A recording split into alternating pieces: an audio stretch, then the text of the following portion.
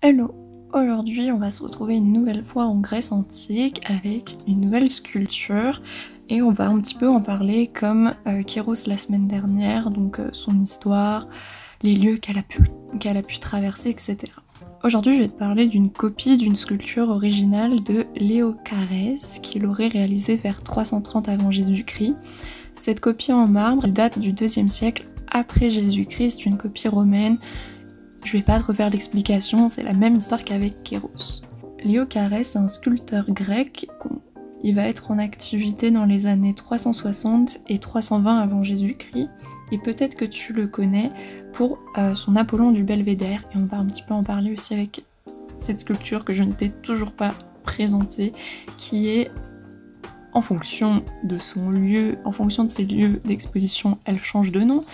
Mais tu peux la retrouver au Louvre sous le nom de Artémis à la biche, mais tu peux aussi dans les documents la retrouver sous le nom de Diane Chasseresse ou de Diane de Versailles, et encore d'autres noms que je vais aborder dans mes explications. Du coup, sur la sculpture, tu vois Diane, que tu connais aussi peut-être sous le nom d'Artémis, qui est la fille de Leto et de Zeus, et c'est une déesse virginale et chasseresse, et accessoirement la sœur jumelle d'Apollon.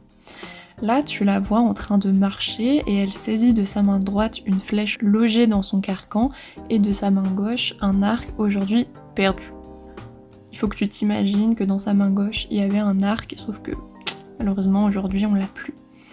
Ses cheveux ils sont coiffés en chignon et ils sont accessoirisés par un diadème et c'est une coupe de cheveux quand même qui va renforcer ses traits sévères.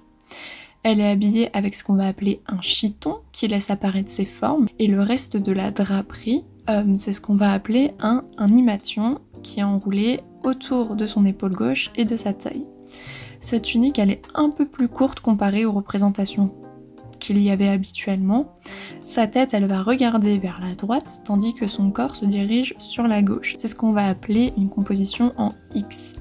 À côté d'elle se trouve un animal, et même si cet animal porte des bois, c'est une biche. On a d'ailleurs peu de sculptures qui vont représenter Diane avec l'attribut de la biche, et habituellement c'est plutôt un chien. Elle est souvent rapprochée de l'Apollon du Belvédère que j'ai abordé il y a quelques instants, qui est aussi attribué à Léocarès pour la version originale en bronze et pas en marbre. Le tronc que tu peux voir ici, en fait, c'est un ajout romain qui permet de soutenir la statue pour éviter sa chute, ce qui n'était pas forcément un ajout nécessaire pour une sculpture en bronze, mais pour le marbre, c'était beaucoup plus lourd, du coup, il faut quelque chose pour soutenir, pour éviter que tout se casse la gueule. Comme je te l'ai dit, avant d'arriver au Louvre, cette œuvre, elle a beaucoup été déplacée. D'abord, on pense qu'elle était en Italie, mais ça reste incertain.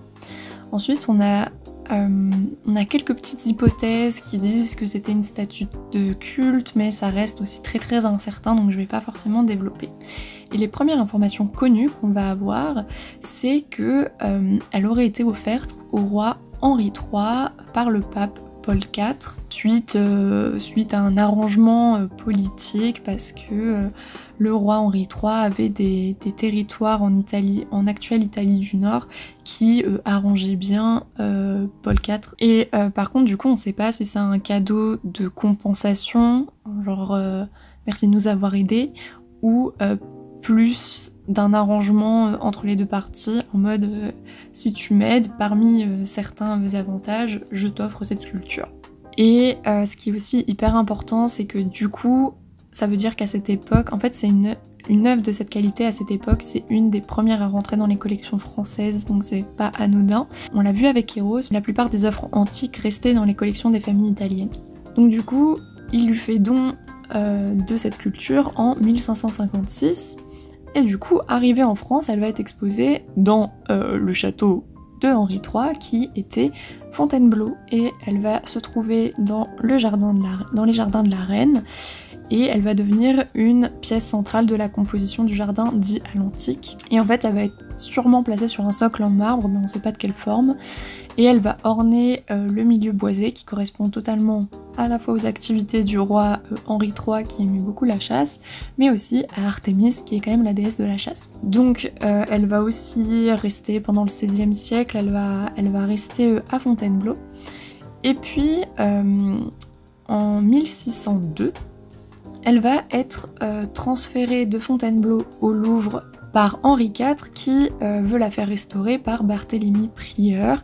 Du coup voilà, c'est à ce moment-là qu'elle va faire partie, qu'elle va arriver au Louvre. Je vais pas te détailler les restaurations parce que c'est des questions qui sont très complexes et il y a encore pas mal de choses qui sont en débat parce qu'on ne sait pas forcément ce qu'il a restauré. Et puis il y a aussi Bernard Lange qui va intervenir au 19e siècle et on ne sait pas non plus ce qu'il a restauré dessus. Il y a eu aussi des doutes, par exemple, on pensait, à un moment on a pensé que la biche elle était pas là à la base et que ça a été rajouté en 1602, mais finalement elle était bien là à l'origine. Enfin il y a eu plein de théories autour de ça, donc je vais pas rentrer en détail parce que c'est vraiment très fastidieux. Du coup on s'est arrêté et elle est au Louvre et elle est dans ce qu'on va appeler la salle des antiques qui va être aménagée. Et ça sera une pièce maîtresse de la salle, richement décorée encore une fois à l'antique. Et on a vraiment peu d'informations sur son emplacement, mais on sait qu'elle se trouve dans une niche de la galerie, mais voilà, on n'en sait pas plus. Après, sous Louis XIV, il va la faire transférer du Louvre à Versailles pour être dans la Grande Galerie des Glaces.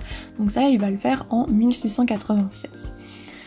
Et puis ça va être à ce moment-là qu'elle va prendre aussi le nom de Diane de Versailles, et dans les documents, elle est d'abord appelée Diane d'Éphèse, avant de s'appeler Diane de Versailles. En fait, Louis XIV, il a voulu faire déménager les antiques dans ses appartements encore aux Tuileries, et puis après il a voulu vraiment un endroit réservé à l'exposition de ces antiques, et il va les installer à Versailles, qui n'est pas encore totalement construit. Et donc installée dans cette fameuse Grande Galerie des Glaces. Et comme au Louvre, la sculpture va être placée dans une niche. Et ce changement de nom aussi, il n'est pas anodin parce que ça peut à la fois être une caractéristique d'un type de représentation, donc la Diane, déjà ça donne une identité sur le personnage représenté, mais aussi ça peut indiquer parfois, hein, pas forcément ici, le nom de la famille qui possède ces sculptures, ou alors ici plutôt le lieu qui la conserve. On a un contemporain qui va quand même préciser que Diane se trouve dans une niche plus grande que les autres niches des autres sculptures, ce qui montre quand même que voilà, c'est une sculpture qui avait vraiment une réelle importance et qu'elle n'est pas uniquement là pour décorer, mais aussi pour témoigner de la puissance du roi, parce qu'avoir ce genre d'œuvre c'est quand même assez prestigieux. Et ça ne fait qu'amplifier l'importance de sa collection royale. Et puis ensuite, dernière étape, en 1798, bah tu t'en doutes peut-être, mais il y a une saisie révolutionnaire et du coup elle va retourner au Louvre. Donc c'est quand même voilà, une sculpture qui a voyagé dans de très beaux lieux.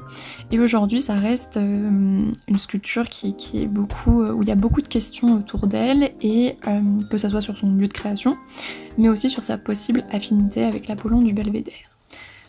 Ça sera tout pour aujourd'hui, j'espère que tu en as appris plus sur cette œuvre et on se retrouve demain pour une nouvelle vidéo. Salut!